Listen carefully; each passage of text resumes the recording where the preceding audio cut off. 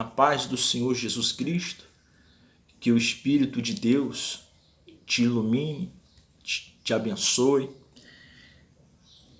Não sei se você já se perguntou, né, que no passado aqueles homens viviam muitos anos sobre a terra, como por exemplo Matusalém. A Bíblia diz que Matusalém, examinando as Escrituras, foi o homem o mais velho das Sagradas Escrituras, que morreu com 969. E o primeiro homem, o próprio Adão, viveu cerca de 930. Viveu 930 anos sobre a terra. E talvez venha a dúvida, por que aqueles homens viviam tanto tempo e hoje não se vive mais esses anos todos? A palavra do Senhor vai dizer, lá em Gênesis, no capítulo 6, assim: aconteceu que, quando os homens começaram a se multiplicar sobre a face da terra, as filhas lhe nasceram. E lembramos que o próprio Deus deu a ordem para que se multiplicasse. E a Bíblia diz assim: e os filhos de Deus viram que as filhas dos homens eram belas. Então entendemos o que a Bíblia diz assim: os filhos de Deus e as filhas dos homens. E a Bíblia segue dizendo: tomaram para si esposos de todos que escolheram.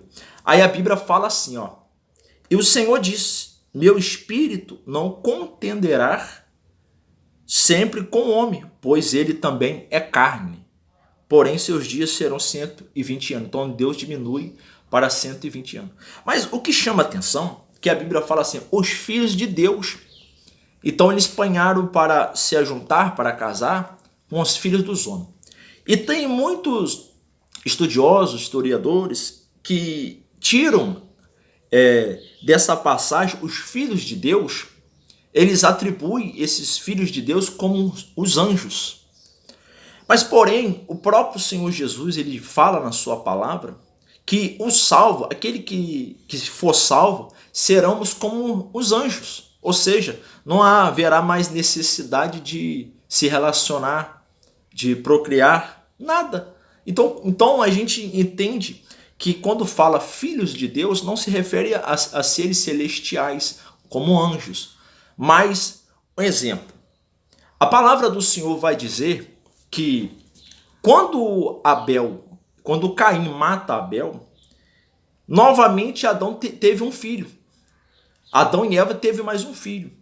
A Bíblia diz que esse filho era imagem e semelhança de Adão, assim como Adão foi imagem e semelhança do Criador de Deus. E esse filho, ele veio para estar no lugar de Abel, que foi assassinado. E ele foi chamado de Sete. Sete depois teve um filho chamado Enos. Olha que coisa forte. Depois que Sete teve um filho chamado Enos, a Bíblia fala que o povo começou a invocar o Senhor. Ou seja, o povo não estava mais invocando a Deus. Então, quando Sete teve a Enos, a Bíblia fala que o povo começou a invocar o Senhor. Ou seja, se o povo começou a invocar o Senhor, isso nos diz que esses são os filhos de Deus. Ou seja, os filhos de Deus é aqueles que invocam a Deus, aqueles que obedecem ao Senhor, que têm prazer no seu mandamento, na sua palavra. Então, depois de Enos, assim vem a genealogia. Futuramente vem Abraão. Primeiro ainda vem Enoque. A Bíblia fala que Enoque anda com Deus e é tomado, é levado. Então, assim sucede. Então, Sete e o próprio Enos são da genealogia que futuramente vem se cumprir em Abraão. Aí depois vem Isaac, Jacó, as 12 tribos, né, Judá, para no final vir se cumprir em Cristo Jesus. Mas o que isso nos quer nos ensinar? O que eu fiz esse vídeo para poder passar para vocês que vão assistir? Que os filhos de Deus se relacionaram com os filhos dos homens. O que isso quer nos ensinar? Que aqueles que serviam ao Senhor, aqueles que buscavam ao Senhor, se relacionaram com pessoas que estavam virando as costas para Deus. que estava abominando as coisas de Deus, que desprezava. Aí começou a idolatria. Desde lá do passado, bem lá no começo, começou a idolatria. Começou a prostituição. Aonde até a palavra do Senhor diz que no tempo de Adão, o próprio Jesus disse que davam-se em casamento. Eles viravam as costas para o mandamento, até que veio o dilúvio.